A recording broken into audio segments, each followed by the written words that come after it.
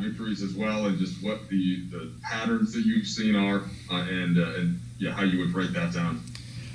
Yeah, look, these are the toughest games to play. When you have a sub 500 team that comes in with guys out. You know what I mean?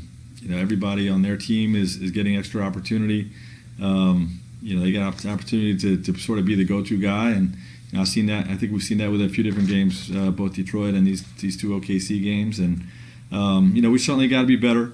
We're not making things easy on ourselves, but at the end of the day, we're doing enough to grind things out in the second half, and do what we need to do to get that W. So happy to get 3 wins, but certainly we got to be better.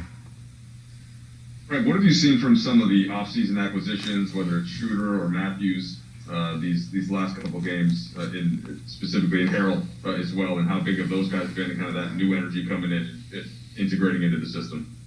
Yeah, and THT too. Mark, I think Mark's really getting into a groove, in particular on the defensive end. Really anchoring things for us in his minutes. Trez is picking up our defensive scheme too, a little bit better each game. Providing some real necessary offensive punch. Dennis is all over the place, with his basket attacks and his defense. And obviously West the last 2 games was key to us getting 2 Ws. Dan?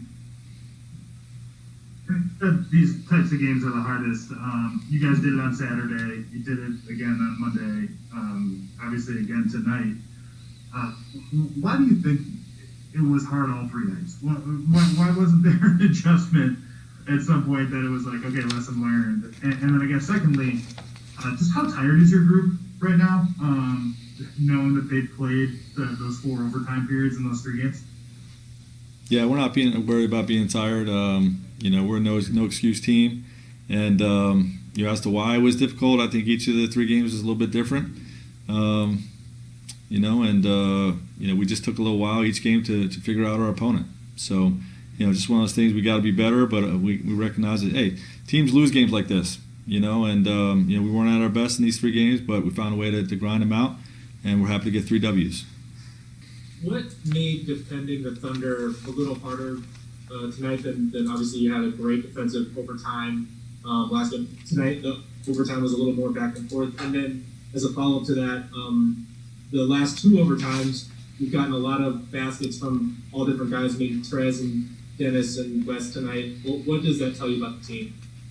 Well, we got a deep team, a lot of weapons, a lot of ways you can hurt you down the stretch. And, the Thunder are playing really good basketball. They're playing with great force offensively. Again, you don't score 83 points on any team in a half without playing really sound offensive basketball. So, it doesn't matter who's in or out for them. They're playing really well. And, they gave us all that we can handle, especially in the first half of the last 2 games. But, we kept grinding. We stayed together, stayed connected, and believing in one another. And we were able to pull out the Ws. Dave? Frank, Markeith's contributions, particularly midway through the 4th quarter, where he had that 3 from the top of the key, and then I think the next possession he set up to take a charge. How gratifying was it for you to see him be able, kind of like West last game, to get back in the rotation and have an impact on winning? Yeah, he was huge tonight during that stretch, and it's been tough for Keith. Keith's a really good player. Helped win a championship last year, and his opportunities have been. Not as often as last year, and he's making the best of it with his with the minutes that he's getting, and being a true pro and a team first guy. When we decided to shrink the rotation a little bit, worked to stay ready. Stayed bought into what we're doing and supporting his teammates, and when you stay ready. And you get the next opportunity, you come in and you hit it out of the park, and when you had that stretch in the 4th quarter, like you said, that big 3, the charge that he took, very, very key to our 4th quarter run, and key to this victory. Okay, last 2 here. Jovan? Hey Frank, this is now 3 consecutive games of LeBron at 40 plus minutes, and that's the first time he's done that in the regular season in over 4 years. I know we asked you after the last couple if there's any concern, so I'm going to ask it again. Is there any concern with kind of these minutes racking up with the 3 straight overtimes? Of course, there's always concern, but his body's been feeling good. These aren't the the scripted plans to to go to overtime each night and get him up to 40 minutes. But he's going to be in there in those situations, to win the game, and we'll rest him after the game by giving him off from media. We'll tell him he doesn't have to do media, and that'll give him the rest necessary after tonight's game. And obviously, we'll continue to evaluate how he's feeling, his workload on a game-by-game basis, and make decisions on a game-by-game basis. Okay, last question here, Helene. Hi, Frank. I was going to ask about LeBron too, but kept raising in the sense of that defensive play that LeBron made at the end there. How huge was that? Did you see that coming? How did you see that developing?